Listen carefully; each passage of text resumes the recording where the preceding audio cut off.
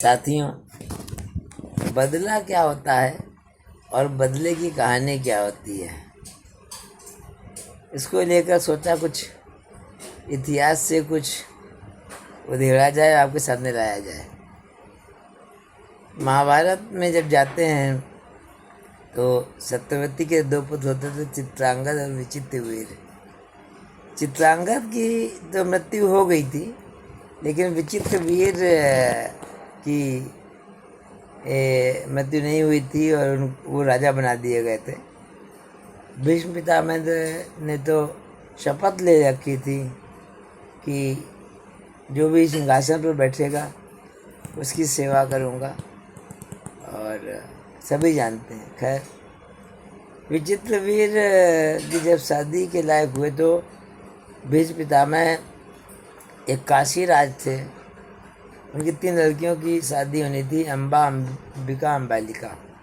अब अम्बा को ज़्यादा ध्यान दीजिएगा, कहानी का कैरेक्टर जो है अम्बा है।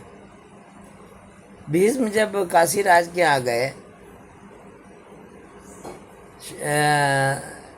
इनकी तरफ से विचित्रवीर की तरफ से कि चलो इनके लिए लड़कियां ले आई जाए, तो वहाँ भीम का खूब मजाक उड़ाया गया।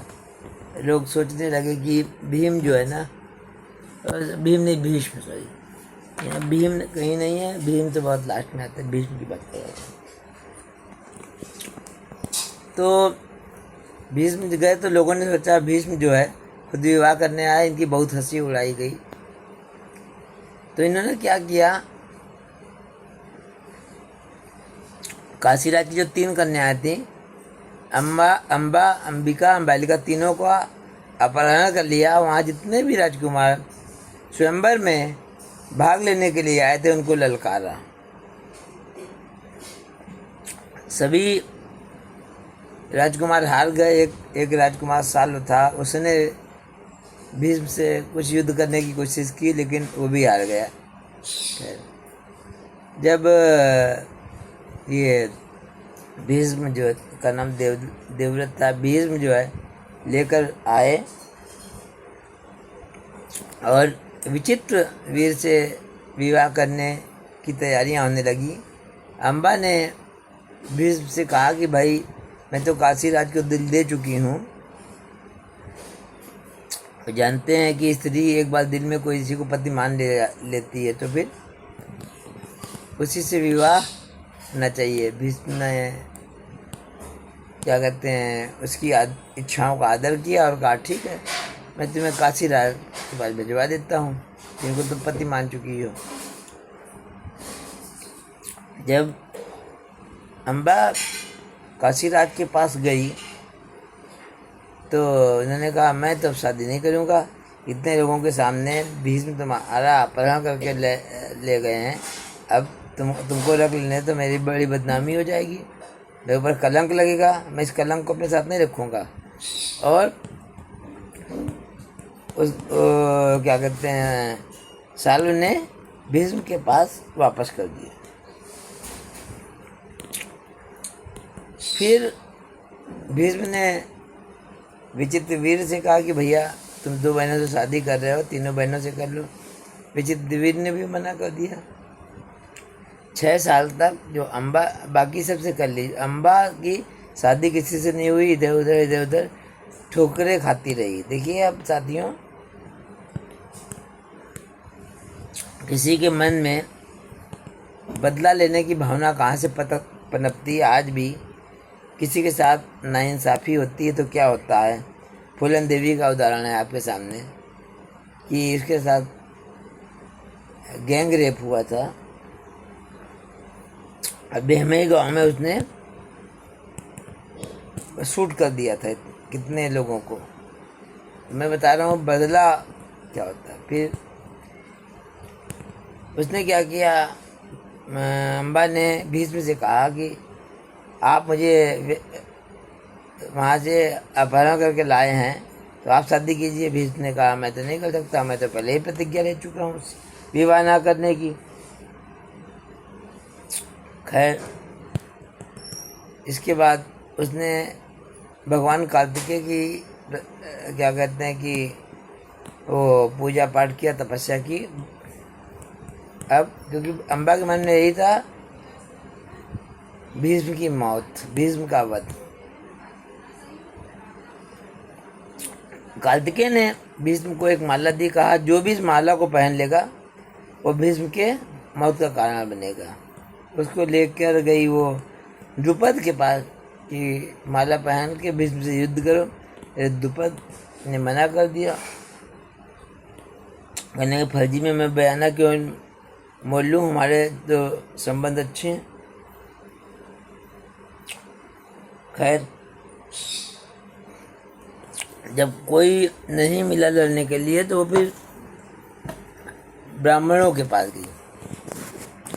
ब्राह्मणों से कहा कि ये माला पहन लो और युद्ध करो भीष्म से। फिर सब ब्राह्मणों ने कहा तुम परशुराम के पास जाओ। परशुराम ने जो है भीष्म से कहा कि चलो तुम मुझसे युद्ध करो।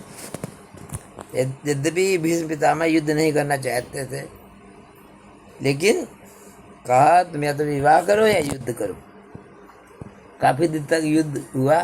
मज़े की बात ये रही कि भीष्म ने परशुराम को हरा दिया। खैर, देखिए एक बदला की कहानी चल रही है यहाँ। इसके बाद जो है ना, इसके बाद उसने भगवान शंकर की आराधना की।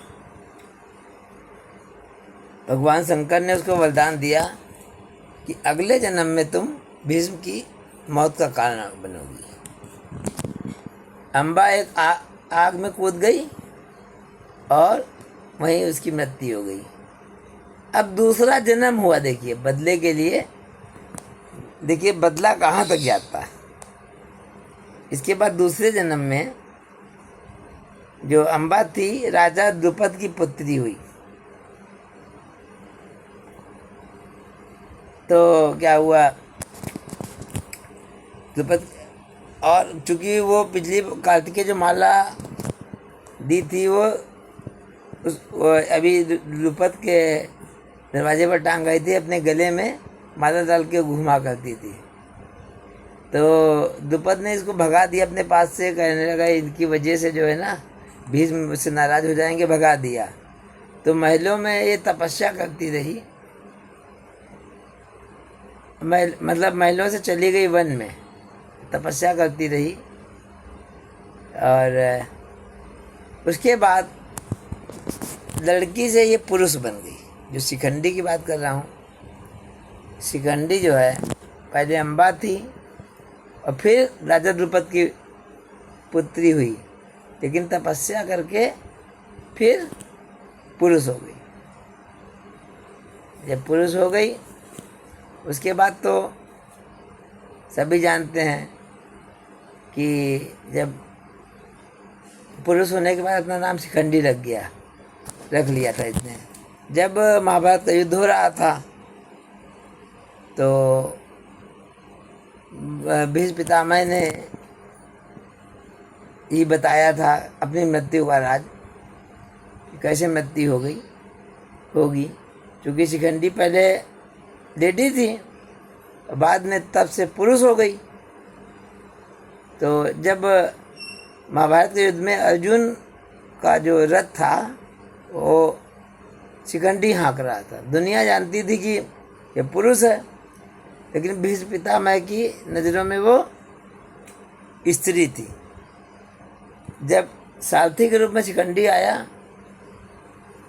और उसने भी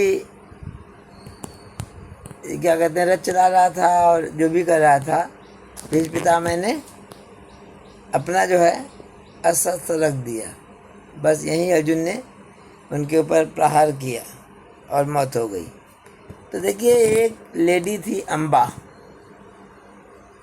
उसकी इच्छा थी विवाह की, किससे? काशीराज से। एक लड़की का जो दिल टूटा, काशीराज ने विवाह नहीं किया, तो फिर उसने बदला लेने की कसम खा ली। आज भी ऐसी लेडीज मिल जाएंगी या जेंट्स मिल जाएंगे जो 10, 20, 30 साल दिमाग में बदला पाले रहते हैं। इस बदले में कितनी एनर्जी बर्बाद होगी ये सोचने की ज़रूरत है साथियों। मेरा कहने का मतलब है कि आज से दिमाग में अगर किसी के प्रति हमारे बदले की भावना हो तो उसको निकाल दें। बहुत बोझ पड़ता है दिमाग में बदले के लिए। किसी को प्रॉपर्टी का दुख होता है कि मुझे वो प्रॉपर्टी नहीं दे रहे हैं, बदले की भावना। गाँवों में रंजिश चलती रहती है प्रॉपर्टी के लिए, या कोई किसी की बात पर जो है बदला लेना चाहता है कि उसने मुझे ये कहा था, उसने मुझे ये कहा था, या कोई किसी का अपमान कर देता है किसी भी रूप में तो भी। तो महाभारत के शिखंडी की कहानी नहीं है, ये एक बदला लेने की कहानी है साथियों।